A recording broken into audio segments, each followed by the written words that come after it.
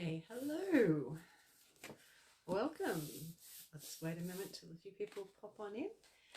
So we're here today to talk about Corners and Curves, my 10th book. So I hope you will enjoy it as much as I've enjoyed putting it together. Oh gosh, I'm hoping it's working okay. I can't see anybody joining yet. I usually have trouble with Facebook. Oh dear, I think I might start again. Oh no, hello, there is somebody here. Hello. Wasn't sure if it was working properly or not. So hello and welcome. Oh, there we go. Okay, it is working okay. I'm never sure. I don't do this often enough anymore. I used to do it every week. But yes, hello, welcome. Welcome to my little chat about corners and curves. I know this is backwards. I can't do the mirroring thing. I'm sorry.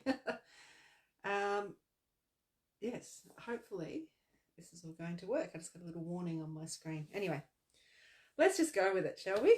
Hi, welcome. I'm Shelley. I am the crochet pattern designer and author of crochet books. And I'm here today to talk about my 10th book, Corners and Curves. 45 granny square patterns for crocheters ready to play with colours, corners and curves. Hooray! So it is available in lovely hardcover, lovely paperback and digital, and everything is available in UK or US terminology. So I know how much easier it is to work with what you are most comfortable with. So let's have a little look at what Corners and Curves is all about. So here's the beautiful front cover. Here's the beautiful back cover. I took that photo. Go me. So this is my biggest book yet. As you can see, it's quite thick. Hi Janelle. Hello. So in the beginning, we have a little welcome. And at the start, just a quick overview of the supplies you need to have and the knowledge that you need to have to work from this book. And then we go on to some little tips on how to read my patterns, explanations of why things are how they are, with examples. Then I talk a little bit about my seamless things, and I've explained in photos a little bit more than I have in previous books, my stitch over adjoining stitch that people get tripped up on all the time. Anyway, that's there. There's a bit about blocking, and there's quite a bit about joining, because we're joining squares of 3 different sizes. And I've got some little tips in here about that. Talk about stitch count differences, a few different joining methods here. Oh, hooray, starting to arrive. I talk a little about sizes too, because there are 3 sizes in this book, but your squares may turn out to be a little bit different size to mine. And I talk about why that happens and what to do about it here on this page. And then we get to the fun bit, the patterns. So this is the pattern index page. So this is all of the patterns, all 45 patterns, and it tells you the name of the pattern and the page number it's on in the book. So I love seeing them all on one page. It just, yeah, I like it. And then we go into each of the sections. So there's 3 sizes. There's small, medium and large.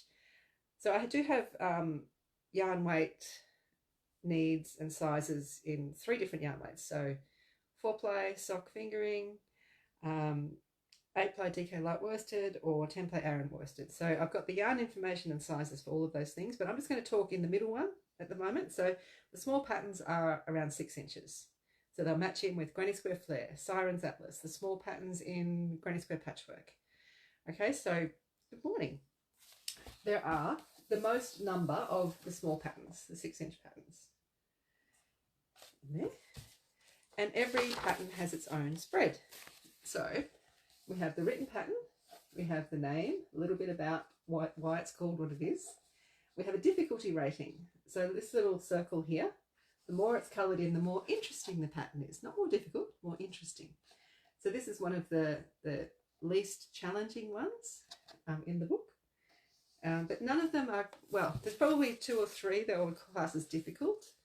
Well, not difficult, most challenging. But there's fewer ones like that than there were in Granny Square Patchwork. I reckon this is a little bit less challenging than that. All right, so we have the written pattern. We have the square shown in my usual parchment. We have a chart, nice and big. same page, so you can refer to easily. We have at least 3 different colour versions. So just like in Granny Square Flare and Granny Square Patchwork, I give you everything here in just one colour, and the pattern is written for one colour, just so that you can see the actual pattern. But then I'll show you those other examples. So, I'll show you the front. So every square, there's at least 2 or 3 that have made alternate colour versions that were made for me by Kim and Kim, 2 different Kims. And also me, I made some as well. So all of the yarn information for that I'll talk about later. So every pattern shows you different ideas. So that's the same for all of them. You can see this one has 4 different other colours on it. So let's keep going. I'm going to flick through to the medium-sized patterns. Here we go. So here is the index page for the medium-sized patterns. And the sizes with the 3 yarn weights again. Can someone just give me a thumbs up that you're hearing me okay, that everything's okay? I keep getting a little message that something's not quite right, but seems to be okay for me. Are you hearing me okay, seeing me okay? It's not lagging? Anyone? Oh, there you go. Thumbs up. All good. Excellent. Thank you. Thank you. All right, so medium patterns. So now that they're medium, we've split the pattern up. So the idea of every pattern in this book is they all start as a circle that goes square, because that's super fun to do as a designer. Well, I like doing it anyway. So when we get to the larger patterns, these are the middle-sized ones, which are like 9 inches, call it. It's broken up. So we've got the same thing at the top, the single colour, the name, the difficulty rating, the written pattern for the circle part, and the chart for the circle part. So it's all on one spread. And then on the next page, we have the squaring off part. Now this is a very brief one, but we wanted to keep the layout the same for all of them so that you can actually see it, to work from it easily. So we've got really wide margins on the inside so that you're not going to lose information in the ditch, either the chart or the written pattern. And it should sit up rather nicely for you. So the medium-sized patterns are spread out like that. Hello, hi. Yes, and there are some patterns that have a small, medium and large version. And there's some that have like 2 versions and some that are just stand alone. Anyway, so let's, oh, here we go. I've flicked over. Sorry. Okay, and then we have the large patterns. So these are 12 inches in the medium size yarn weight. And I've got all the details there for the 3 different yarn weights. So there's less of these, but there's still plenty. Yes, and again, we've split it up. So we have the circle part on one page, and then the squaring off part on the other page, and also the other colour versions. Oops, other colour versions are on there as well. So every pattern has the same sort of layout, so you can work from them easily, hopefully. I've been working from it and it's working out okay for me, so hopefully it will for you too. All right, so after the large patterns, there's actually more. So you can actually create more things. So these are extensions. So if you have Granny Square Patchwork, I did the same thing in there, but these are different ones. So there are 6 different patterns that will add an increment up. So if you want to use lots of the medium-sized squares, but also use a few of the small ones, adding one of these extensions will make it the same size as a medium one. So here's my little samples from the book. So that's one of the extensions. So if you use a 6-inch pattern, it'll make it a 9-inch pattern. If you use a 9-inch pattern, it'll make it a 12-inch pattern. That kind of thing. Here's another one. Let's show you the right side. Hard to see, sorry. So they're all of these extension and border patterns. You can use them for any stitch count pretty much. So you might have to do a little bit of adjusting for some of them. There's 1 stitch difference for odd or even. Where's this one? But these extension patterns can also be used as borders. So they're dual purpose. So you can join all your granny squares and then use one of these as the border. So lots of alteration and changing you can do yourself with those patterns. Oh, there's another one. Don't think I showed you that one. Okay, so the written patterns for these are a little bit different because they are, intended to be used with lots of different things. I don't say, double crochet the next 12 stitches, I say alongside, blah, blah, blah, blah, blah. But the little charts are a little bit different as well, but they're all relatively simple, and it should be no troubles at all. Okay, and then after the extension patterns, we have some projects.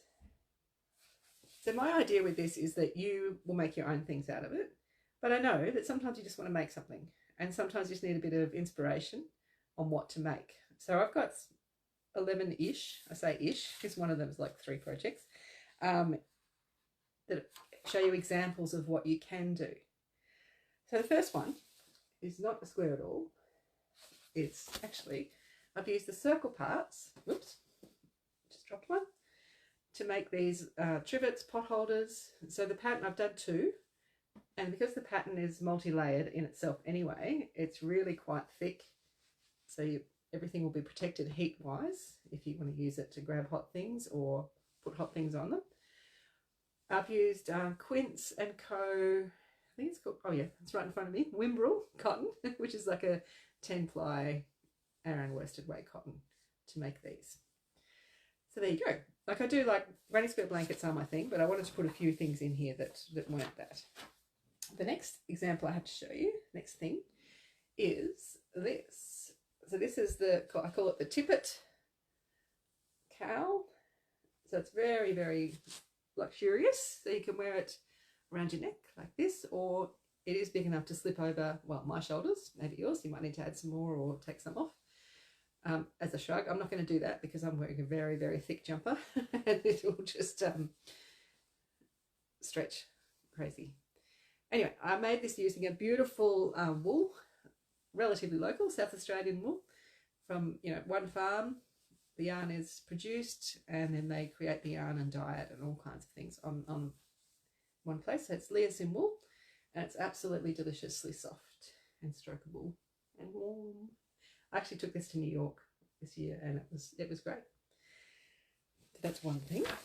All right, the next one I have to show you, next project is, so that's using all the same pattern, such as one of the medium-sized patterns used over and over again to make that.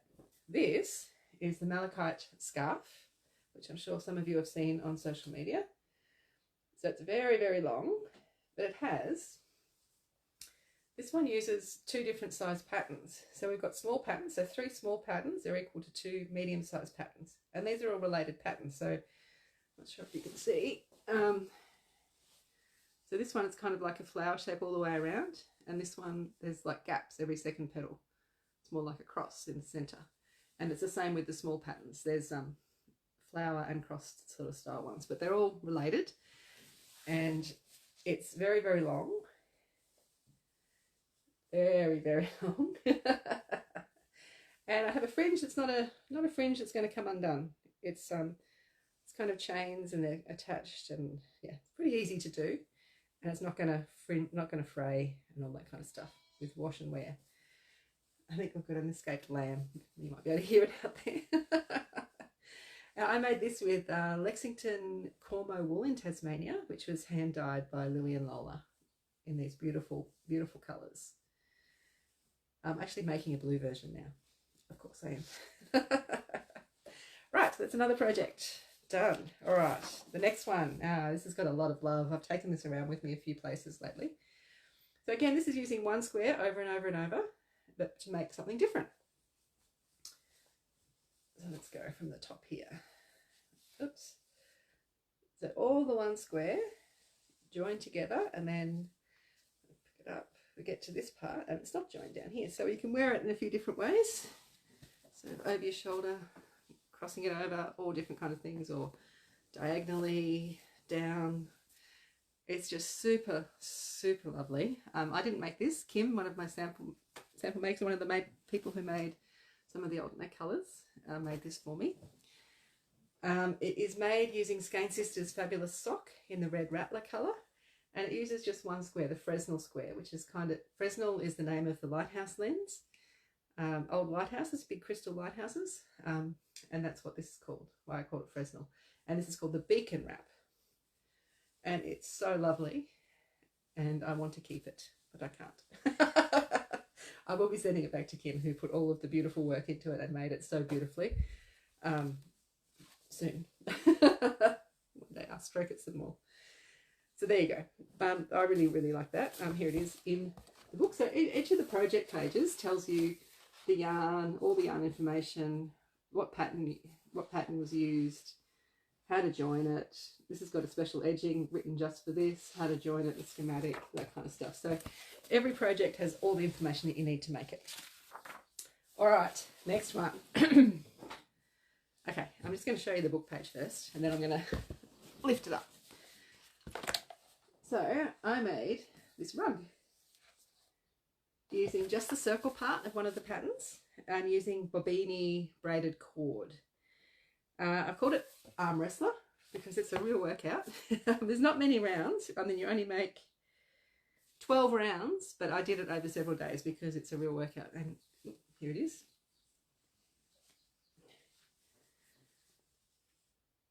Yep. So you can see it's quite big and thick and chunky. And yeah, you've really got to take your time doing it or else you're going to hurt your body, but it's pretty effective, I think. So there you go. I'm going to put that on the floor. Ooh. Oops. Now, where am I up to? Okay, the next project is, I always like to have a little baby blanket in there, in a book, just because they're cute. So Kim, a different Kim, the Kim who made the Nimue and Cove coloured blankets for me. She also made this little sampler for me. So it's the same square over and over. Yes, it's a circle going square, but it's a little bit different because it's got these rounds of small stitches.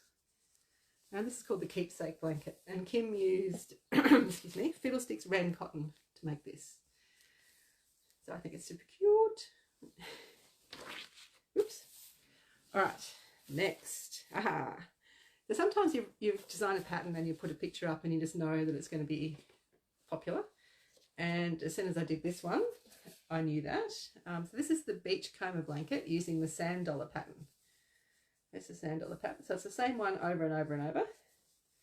But I have chosen, there is a colour layout that I made some order. Yeah, and I think it worked out really well. So I used Hobby Rainbow Cotton for this one.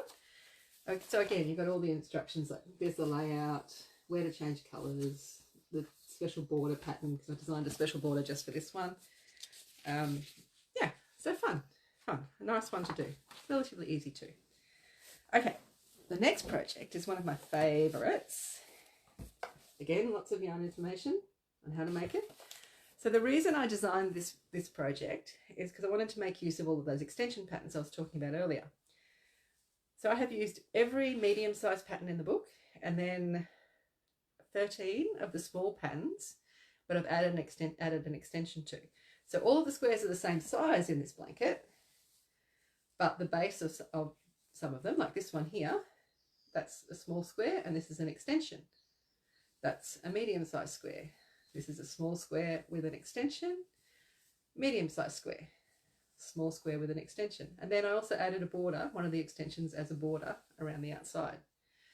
So just to show you an example of what you can do with those extensions, but it's just so lovely. I do say so myself. It's beautiful tarned Warncourt wool, so tarndy, you may know the mess. This is the natural wool colour. It's called Manna Gum.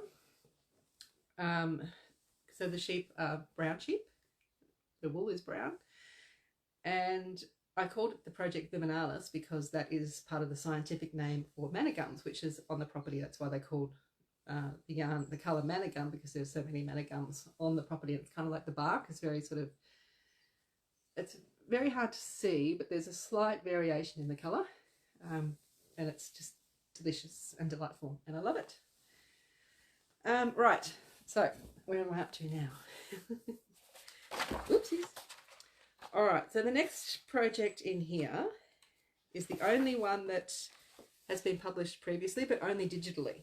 Everything else in this, every other pattern in this book is completely new.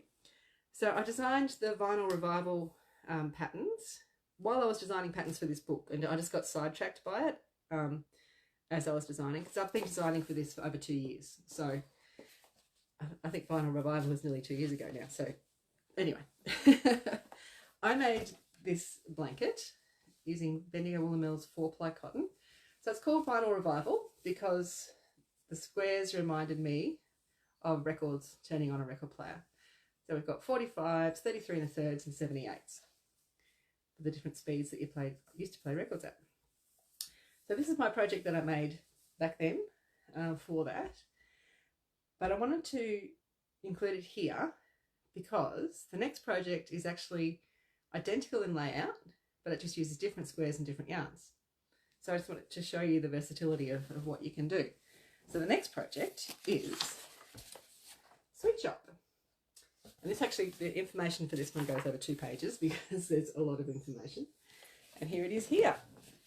So this uses it, so the Vinyl Revival, there were 3 squares that were related in different sizes. And again, there are 3 patterns, the Lavalier pattern. So we've got a small, a medium and a large.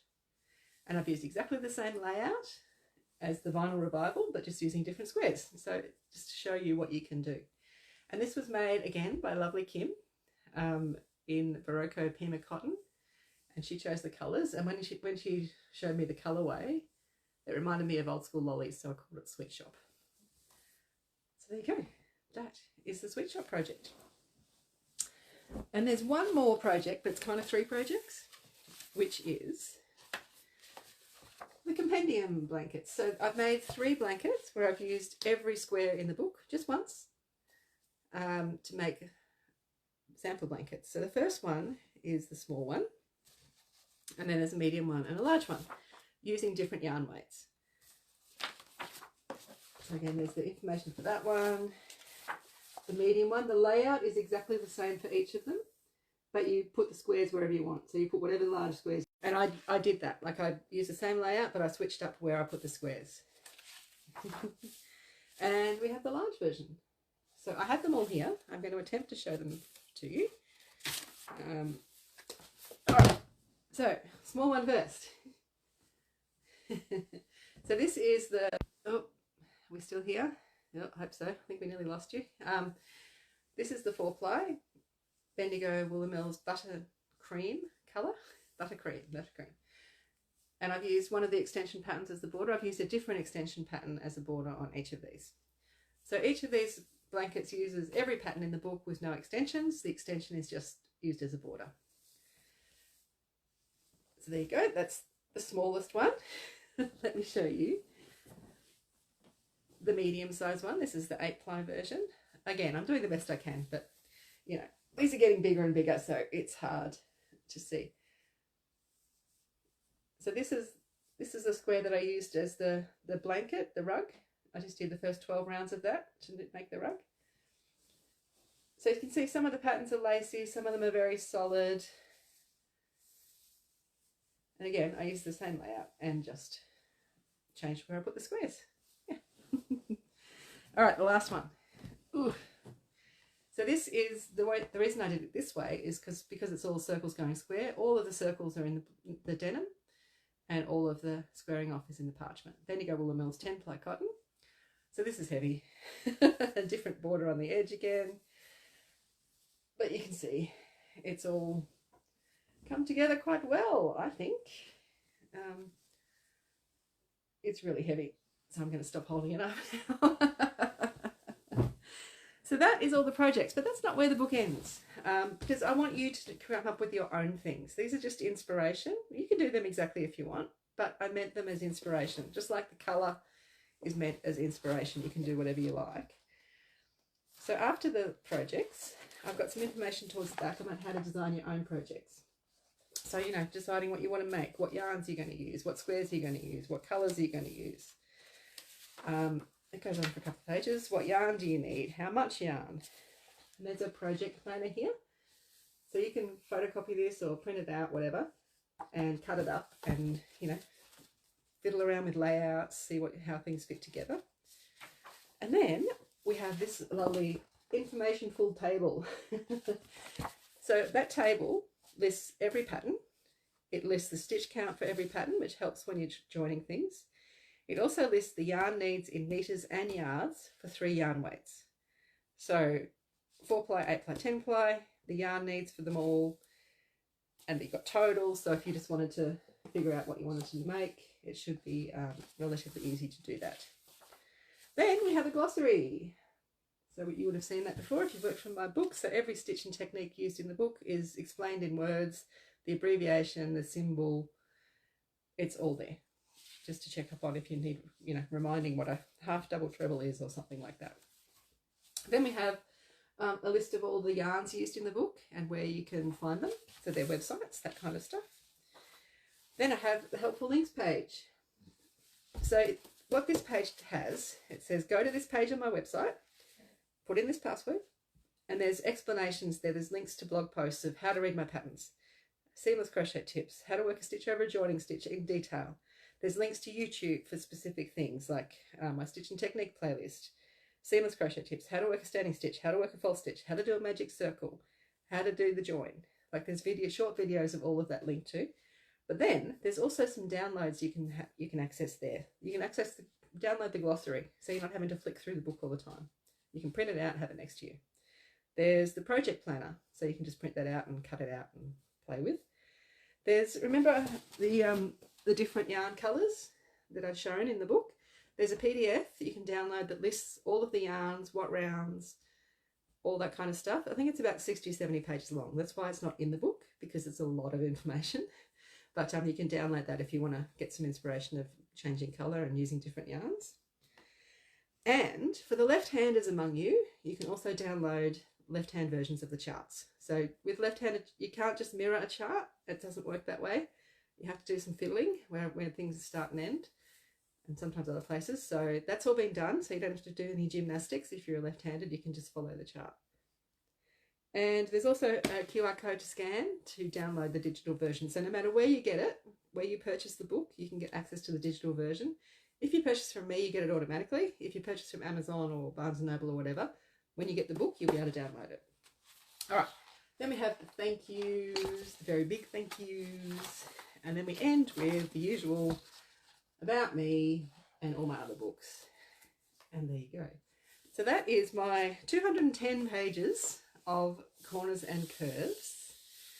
I'm super duper proud of it, and I can't wait to see what you make with it. And I hope that you make things that are your own, pardon me, from it. Does anybody have any questions? I do have some questions that were emailed through prior that I can answer, but I just thought I'd ask if anyone has any. Pop them up there while I speak through this list. And, sorry, itchy nose. All right, so I do have a question here from Amanda. What made me want to learn how to crochet? So I've always done crafting things, like since I was young. I would tend to find a craft, do it for a while, and then get bored and move on to the next one. So before I picked up the crochet hook, I was hand sewing felt pincushions, which is where spin cushions comes from. And I was getting bored with it. I didn't want to make another peacock pincushion as long as I lived. So I needed a new craft. I thought, I know, crochet, that'll be the thing. And it's like I just found my superpower.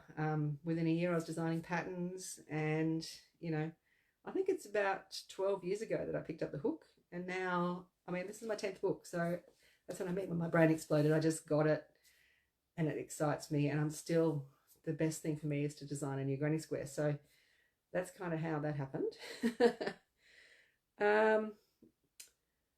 Where do I get my inspiration ideas from? Well, quite honestly, it's rare that there is inspiration. Most often when I'm designing something new, I sit down with my yarn and my hook and I just play, and I make notes as I go. Sometimes things work, sometimes things don't. And I just play and play and play until I come up with things that I like. So, but sometimes there is not a limitation, but a specific need for a pattern. Like I might need to design something for beginners. So, you know, I'm going to take all of the complex techniques and stitches out of it and just use the basics. But there are other times, my most favourite time to design is when there's no limits, when I can just sit down and design and play, and I don't have to worry about having to explain it to anybody. Because sometimes I can do something and it looks really cool, but it's like, how on earth am I going to explain that to anybody? That's where it gets difficult, and sometimes I go back and don't do that. How much time goes into developing a new project, from Elizabeth? Again, it depends what it is. Like, as I said, for this, I have been designing patterns. I started designing patterns for this over 2 years ago. Okay. Yes, and it's only just being released next week. Next Friday is the release date. In Germany, you are able to get my book. Absolutely. It is available on Amazon and other online book retailers. I don't know the names of the other online book retailers in Germany, but absolutely it is on Amazon for you to pre-order right now. And same anywhere around the world. If you go to your local Amazon, you should be able to find it. I am aware there is some weird thing happening with the UK terms paperback in the UK. For some reason, it's showing up, but you can't pre-order it, and I don't know why. I have contacted them, and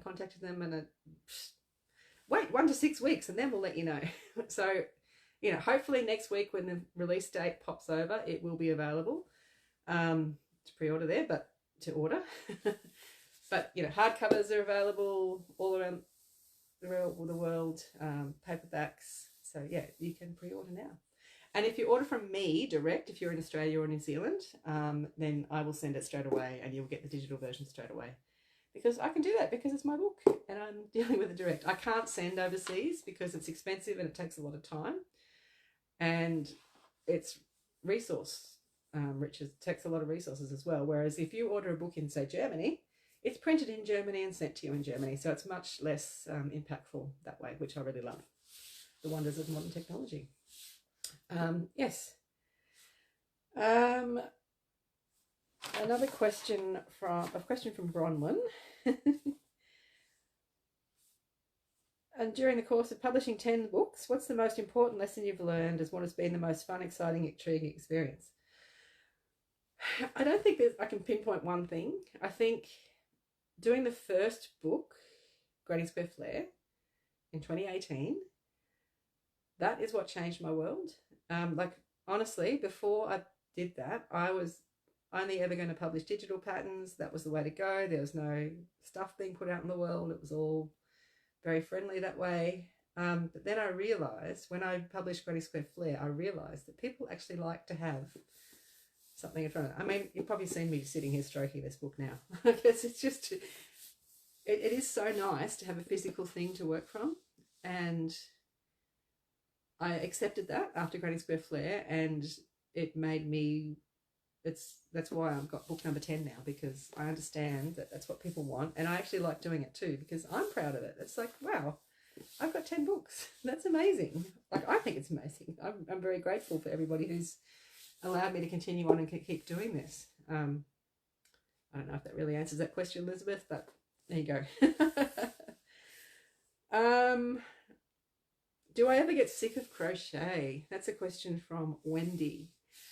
Look, I don't get sick of it, but sometimes I need a break from it. Like, for example, getting all the projects done for this. I booked a photographer months and months in advance. And so I had a date when we were doing the photo shoot, and everything needed to be done by that date. There's no going back. So I was pretty much crocheting as soon as I could get off doing my emails and that kind of stuff all day, every day for quite a while. And I was done by the end. And I honestly didn't pick up a crochet hook for 2 or 3 weeks after I finished the last one. But it's okay. I still want to do it. And I have picked it up again since. But what I tend to do when I get to that point is that's when I pick up knitting, because I don't understand knitting like I do crochet. So having to do something that's doesn't come naturally to me, that's hard, is good. And it's a totally different thing. It's good. It's a good workout for my brain and my hands, and just totally resets me. And I am back to crocheting again soon. And I am, like, I'm starting the malachite scarf, doing a blue one. I've started on that now. So yay, I'm back. Does anybody else have any questions? Oh, they would like me to answer? No? Well, I think I might wrap it up there. If you do have any other questions that pop up, just put them in the comments and I'll reply that way. I will pop this up onto YouTube at some point when I can, the recording of this. Yeah, but I think that's about all I have to say. So thank you very much for joining me. I do hope you enjoy Corners and Curves if you choose to get it. And I would love to see what you do. So email, tag me on social media, join my Facebook group and share there. I love seeing what you make. It sort of makes everything that I do 2 years worth of work worthwhile to see you. How do I get my mojo back? I think sometimes you just need to find what it is the joy for you. So for me, if I'm like, ugh, I don't really want to crochet, but hang on, I want to design a new square. So designing a new square is that's the absolute. If I could just design and publish, like if that magically happened, I would be the happiest person on earth. But there's like the designing part, like quite honestly, I could design a pattern in 20 minutes, half an hour, but then getting it to publication is it does not take that. It's a lot longer process depending on what it is. So as I said, 2 years for the book. So I always go back to what I love most if I'm struggling, and that's exactly what I did. Ah, thank you. Thanks, Julie. So I've done a lot of workshops recently. Got a lot of workshops coming up. And yes, thank you, Julie. Yes. If you would like to do a workshop with me in Australia, sign up to my workshops and events email list, or keep checking my weekly newsletter. I also do have quite an exciting event for next year that I'm going to announce very, very shortly. Something completely different. So yeah, you might want to sign up to get first dibs about that. Anyway, those of you who are not in Australia who would like to do a workshop with me, there may just be an online opportunity coming very soon as well. I will be sharing about that very soon. Anyway, enough. I have rabbited on enough. Thank you very much for joining me. And as I say, I hope you enjoy Corners and Curves, and hope to see some of you soon. Thank you.